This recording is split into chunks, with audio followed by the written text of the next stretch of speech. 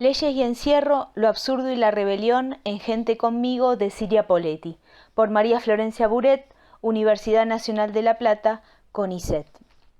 Siria Poletti es una escritora que nació en Italia en 1917 y que, tras su migración a la Argentina en agosto de 1938, decidió plasmar su producción literaria en idioma español, es decir, en la lengua del país al que había arribado. Como señala Fernanda Bravo, esta extraterritorialidad lingüística, sumada al hecho de que las obras de Poletti abordan la temática inmigratoria, evitada durante cierto tiempo por la crítica italiana, determinó inicialmente su exclusión del sistema literario de su país natal.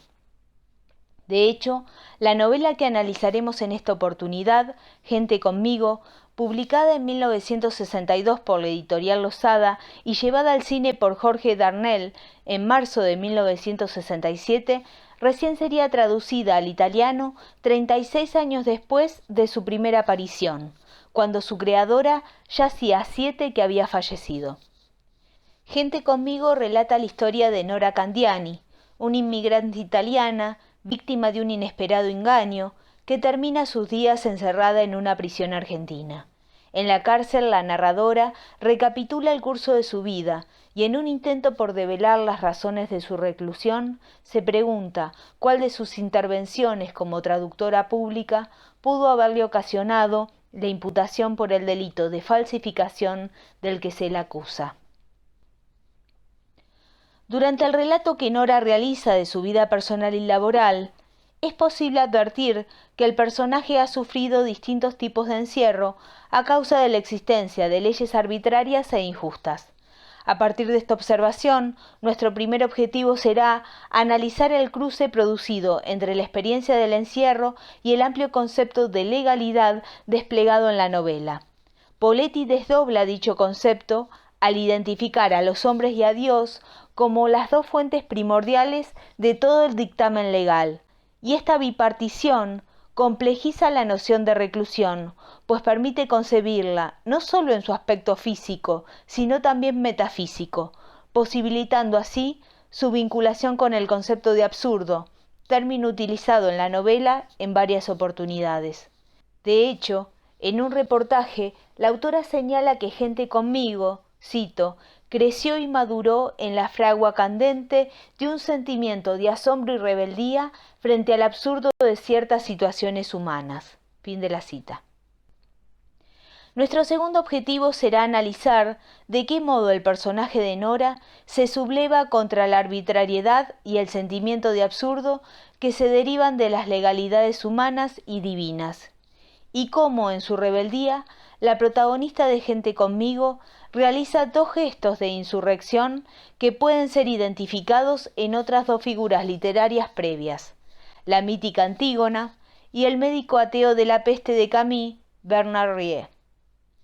La reflexión sobre estas comparaciones nos permitirá concluir este estudio con el abordaje de la problemática religiosa que presenta Nora Candiani, un personaje que no ora, pero que sin embargo terminará sus días cumpliendo un oficio con aristas cándidas y solidarias que, como señalaba su abuela, provenía de Dios.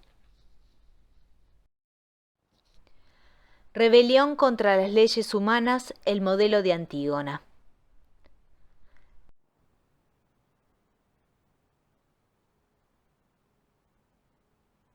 Los padres de Nora Candiani habían emigrado a América, dejando en Italia a dos de sus hijas, Bertina, que ya desde los 12 años les procuraba dinero, trabajando como niñera en Milán, y Nora, quien no les habría sido útil, no solo por su físico endeble, sino también porque le circulaba en la sangre, como otra deficiencia, aquel extraño oficio practicado por su abuela, con quien la habían dejado, y que era el de escribir cartas para los analfabetos a cambio de alimentos o de unos pocos centavos.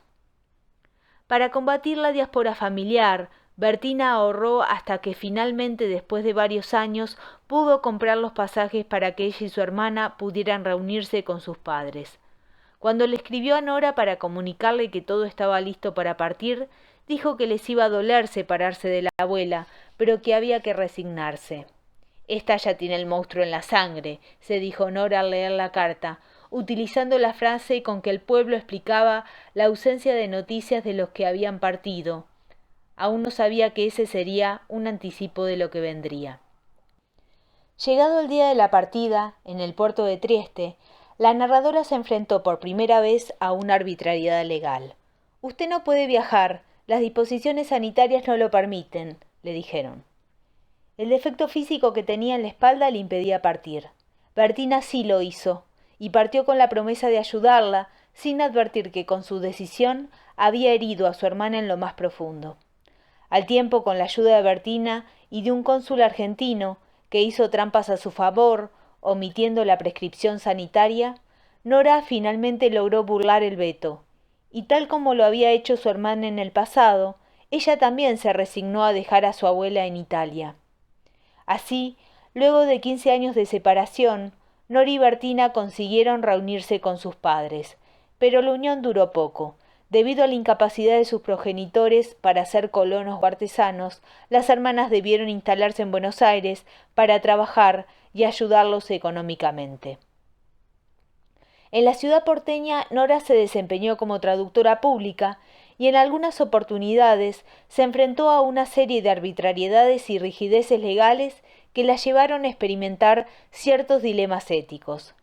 Cuando en la cárcel Nora recuerda, a través de la lectura de sus cuadernos, la gente con la que se había conectado por su trabajo como traductora, recapitula con cierto detalle 4 grandes casos, los del príncipe Sedir y Rafael, en los que la narradora, quizás por inspiración de aquel extraño y divino oficio que llevaba en su sangre, había alterado ligeramente la documentación a fin de auxiliar a sus necesitados clientes, y los de Valentina y Gastón Richard, en los que Nora, al contrario de los anteriores, había dado lugar a su profesión y no así al extraño oficio heredado de su abuela.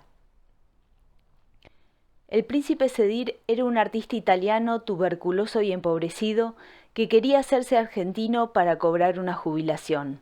El joven Rafael, por su parte, había quedado solo en Italia a causa de su joroba y de cuestiones vinculadas a restricciones inmigratorias. Pese a que su familia había hecho todo lo que estaba a su alcance para que el muchacho pudiera ingresar al país, dicho ingreso era muy difícil. Nora, rebelándose contra la absurda burocracia y las arbitrariedades legales, alteró traducciones y omitió informes médicos con el propósito de que Sedir pudiera recibir una jubilación, que finalmente la llegada de la muerte no permitió, y de que Rafael volviera con los suyos. Para justificar su proceder tan poco profesional, Nora consideró que su abuela hubiera hecho lo mismo. Esta opción ética, esta decisión que lleva a la narradora a sobrevolar las leyes humanas en pos de una ley moral superior, la coloca en el mismo nivel de una Antígona, transgrediendo la ley de los hombres y optando por la ley ética que hablaba en su interior. Salvando las distancias, ya que las consecuencias por las extralimitaciones cometidas son muy distintas en ambos casos. A diferencia de Nora, Antígona paga con su vida la sepultura de Polinices. Ambas heroínas pertenecen a la misma raza moral. En los otros 2 casos, Nora no procedió de la misma manera. A Valentina no logró entenderla y justificó esta incomprensión pronunciando palabras que son significativas porque describen una situación de encierro metafísico. Cito: «Estamos presos en nuestro mundo físico como yo en esta celda, presos y aislados uno de otro por alambres de púas. Queremos comunicarnos y las púas nos desgarran la carne sin que logremos tendernos la mano y excavar juntos un túnel de salvación. Sin embargo nos llamamos, golpeamos las paredes, creamos claves para entendernos a través de los muros». Fin de la cita. Al no entender, Nora no auxilió a Valentina. Se negó a enterrar a Polinices cuando decidió no responder al pedido de la joven, que era escribir señorita donde decía señora. Las consecuencias de este pecado de omisión, como ella lo llama, fueron fatales para la muchacha. Valentina, golpeada por su marido, se arrojó a las vías del tren con la correa del perro que su esposo le había matado. Finalmente, en el caso del modisto francés Gaston Richard, Nora alteró el acta de nacimiento por pedido de Renato, el hombre que, según la narradora, había encauzado su vida hacia lo normal. Solo por él fue que cambió el término diariero por el de periodista y suprimió la palabra campesina que aparecía como oficio materno. Pese a esta intervención, el texto, según Nora, no daba lugar en términos jurídicos a ninguna objeción. Finalizada la revisión de sus cuadernos, Nora advierte que su condena no se debe a su proceder como profesional, sino a otra razón. El enigma se revela a través de las siguientes palabras pronunciadas por Teresa, una analfabeta italiana que solía visitarla en la cárcel para que le leyera y respondiera las cartas venidas desde Italia. Cito: Bertina dice que es difícil probar que usted está aquí por culpa de él. Usted firmaba todo lo que él le ponía debajo de las narices, ¿no es así? ¿Qué sabía usted que esos pasaportes eran para contrabandistas y delincuentes? Fin de la cita.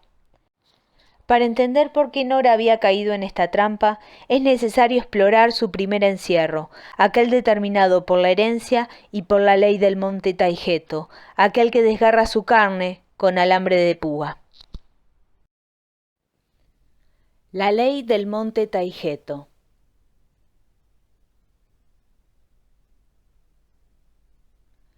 Al comienzo de la novela, Nora se pregunta cuándo comenzó todo, y entre los diferentes comienzos que identifica, menciona la partida de sus padres a América y la escena en el puerto de Trieste, cuando Bertina decidió embarcarse y partir sin ella. Estas dos vivencias centrales remiten respectivamente a escenas en las que el personaje percibe por primera vez que por su disminución física, es decir, por la ley divina de la herencia, recaía sobre ella no sólo todo el peso de la legislación humana, sino también toda una serie de exclusiones vinculadas al área del afecto humano. Cuando Nora finalmente advierte la naturaleza doble de su encierro, se pregunta: ¿cuáles son las leyes más despiadadas, las de los hombres o las de la naturaleza humana y su creador? Si inicialmente frente a las imposiciones legales de los hombres Nora había logrado burlar ciertas rigideces de la ley, lo vivido en Trieste le permite avisorar la operatividad de otra ley, explicitada por Nora en los siguientes términos. Cito: Hoy la gente cree haber superado la ley del monte Taigeto, cree que ya no se arrojan a los deformes al abismo. En cambio tú, sabes que se reitera esa ley de 1000 maneras distintas. De algún modo siempre te rechazan, siempre te dicen atrás, siempre tratan de eludir tu presencia o de limitarla. Fin de la cita. El primer rechazo que sufrió Nora fue el familiar, cuando sus padres y luego Bertina partieron sin ella. Ese fue el primer caer arrojada por la colina del monte.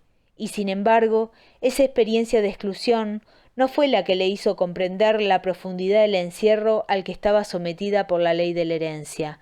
El vértigo de la caída comienza a operar cuando Teresa le devela el enigma. Aceptar lo que en el fondo ya sabía, que Renato le había tendido una trampa, le permite a la narradora desbloquear sus recuerdos y relatar cómo fue la segunda expulsión sufrida, ligada al ámbito amoroso, y la primera autoexclusión, vinculada a la maternidad. Estas dos nuevas caídas por el monte Taigeto son contadas y rememoradas con una técnica que busca repetir el estado mental de la narradora cuando, bajo los efectos de la anestesia, cuenta por qué decidió abortar a su hijo.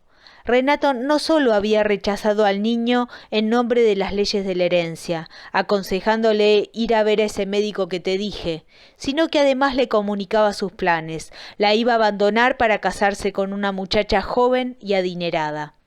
Si bien Nora no podía hacer nada frente a la decisión de Renato, sí podría haber elegido tener a su hijo, un hijo que era deseado por ella. Sin embargo, optó por autoexpulsarse de la experiencia de la maternidad, únicamente por la posibilidad de que se repitiera en su hijo las exclusiones de afecto que había sufrido y estaba sufriendo ella. Nora decide abortar para evitar que su hijo sea como Chero, el jorobado del pueblo que, borracho, entonaba una canción en la que injuriaba a su madre. Puta tu madre la jorobada, puta tu madre la jorobada, que te parió, que te parió. Rebelión frente al absurdo, el modelo de Bernard Rie.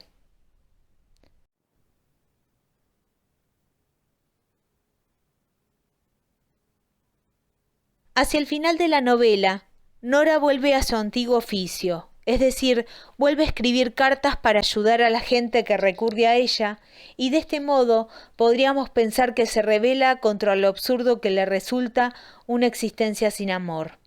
En la cárcel y bajo un estado febril, Nora confiesa a una monja su sentir. Yo no quiero sucedáneos, quiero a Renato, quiero un hijo, eso es vivir. Lo demás es ir muriendo día tras día. Odio mi oficio, un sucedáneo. Me obliga a ser el testimonio cotidiano del absurdo. En este punto es cuando un personaje de La peste de Camus se presenta como término de una nueva comparación. Al igual que Nora, Bernard Rie es una figura que se revela también contra el sentimiento de absurdo mediante el buen cumplimiento de su oficio. En un contexto epidémico que no da tregua y que continuamente recomienza para seguir arrebatando vidas, este médico ateo que se niega a amar una creación absurda, incomprensible, en la que mueren niños inocentes, se subleva contra lo que no comprende, cumpliendo un oficio que tiene al hombre como centro de interés.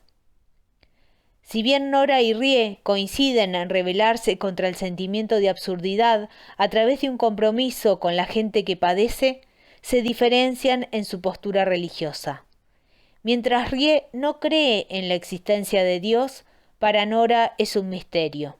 Cito: Dios, el tiempo, la muerte, el por qué algunos nacen hermosos y otros deformes, se identificaron en un mismo doloroso misterio. Fin de la cita. Debido a esta diferencia no menor, la concepción de lo absurdo varía.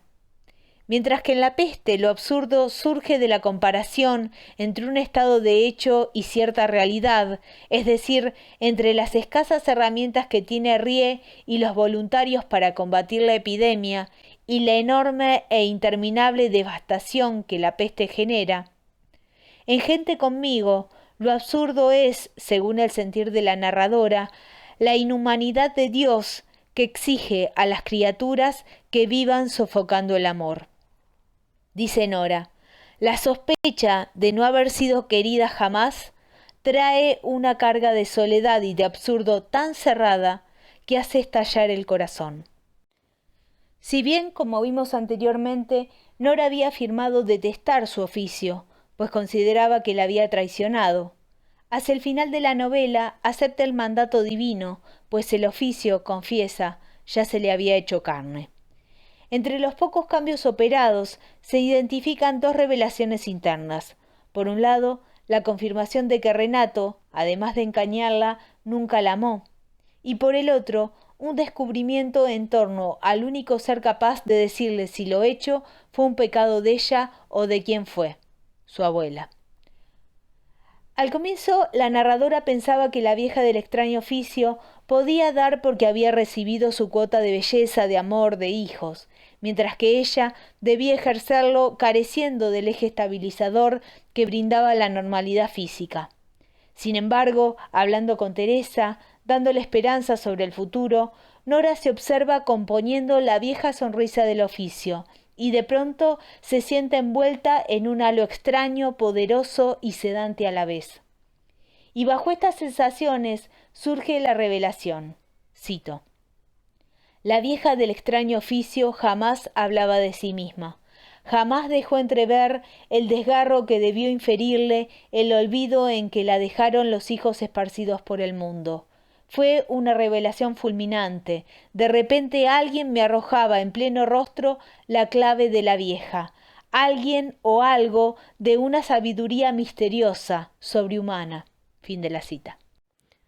Para finalizar, cabe señalar que luego de esta experiencia religiosa, Nora se entrega al oficio, aun considerando que Dios peca al imponerlo a las criaturas. Sin embargo, se entrega a esa disposición divina para no volver a cometer el pecado de no enterrar a Polinices, porque, como reconoce la narradora, también hay pecado en no cumplir con ese mandato, el del oficio, pecado de omisión. Eso fue todo. Muchas gracias por su atención.